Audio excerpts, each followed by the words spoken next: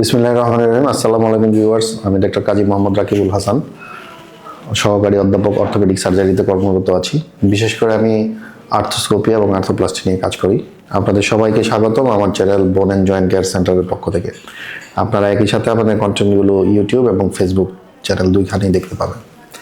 আজকে আমরা কথা বলবো, খুব সাধারণ একটা জিজ্ঞাসা থাকে আমাদের, স্পোর্টস ইনজুরিতে বা খেলতে গিয়ে হঠাৎ করে আঘাত পেলে আমরা সাথে সাথে কি গরম সেক দিব না ঠান্ডা সেক দিব, এটা নিয়ে আমাদের অনেকেরই অনেক কনফিউশন থাকে। তো এই ব্যাপারটা নিয়ে আজকে আমরা একটু বলার চেষ্টা করব। আপনারা শুরু থেকে শেষ পর্যন্ত আমাদের সাথে থাকুন, আশা করি উপকৃত হবেন।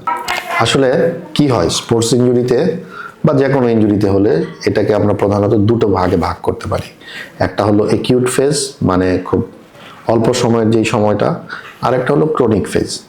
একিউট ফেজ বা অল্প সময়ের যেই সময়কালটা, সেটা আমরা সাধারণত 72 ঘন্টা পর্যন্ত ধরতে পারি, এবং পরবর্তীতে 72 ঘন্টা পার হয়ে গেলে সেটাকে আমরা একটু দীর্ঘস্থায়ী বা ক্রনিক ফেজ বলতে পারি।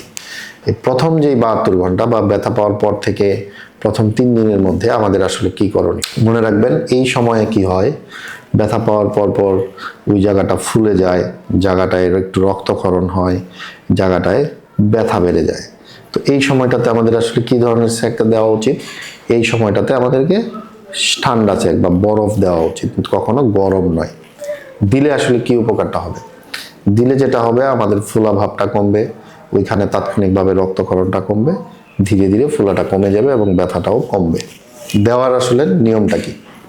আমরা সরাসরি স্কিনের উপরে বরফটা দিব না, আমরা একটা কাপড়ে জড়িয়ে তারপর সেটা দিয়ে ধরে রাখবো। সাধারণত কতক্ষণ আমরা ধরে রাখবো?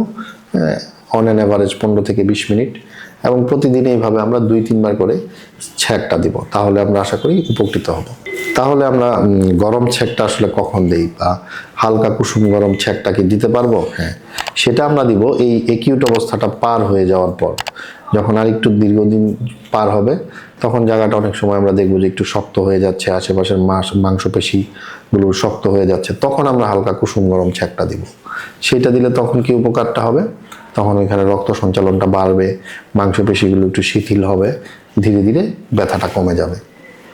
তাহলে মনে রাখবেন যে ভুলভাবে গরম ছ্যাঁক বা ঠান্ডা ছ্যাঁক দেওয়া যদি ভুল হয়ে যায়, তাহলে কিন্তু উপকারের চাইতে উল্টা ক্ষতি হয়ে যেতে পারে।